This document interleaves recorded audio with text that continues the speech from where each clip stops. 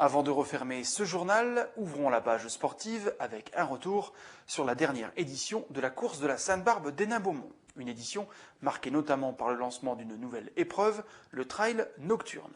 Nos caméras ont suivi les concurrents de cette grande première. Reportage. Pour la première fois à Hénin-Beaumont, mais aussi sur le département du Pas-de-Calais, se court un trail nocturne. Mais pour comprendre l'originalité de la chose, découvrons d'abord ce qu'est le trail. Le trail, pour moi, c'est une course nature. C'est une course où on respecte et on connaît les milieux naturels. Et voilà, quoi. Donc c'est une compétition un peu envers soi-même.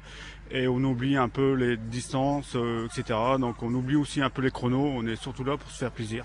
C'est à l'initiative du club de course à pied Hénin Endurance Team et de la Maison des Sports de la ville qu'a été organisée cette compétition sur la base de loisirs du Pommier, la veille de la traditionnelle course de la Sainte-Barbe. D'ailleurs, parmi les participants, 18 courageux avaient choisi de courir les deux épreuves.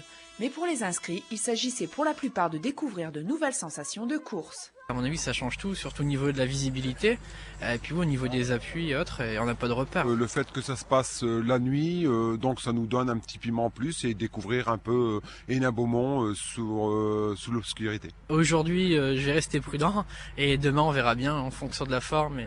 D'aujourd'hui, peut-être courir un petit peu plus vite demain. Ouais. On voit pas où on court et puis on peut pas regarder un peu partout, voir le paysage. Donc, Je pense que c'est quand même bien organisé. Enfin là on voyait et puis après à nous de faire attention aussi, être prudent. Alors sans prise de risque inutile, les participants pensaient surtout à prendre du plaisir. L'objectif pour moi, c'est de faire du sport le plus longtemps possible. En fait, je suis éducateur sportif, donc voilà, quoi. Me faire plaisir, c'est le principal objectif.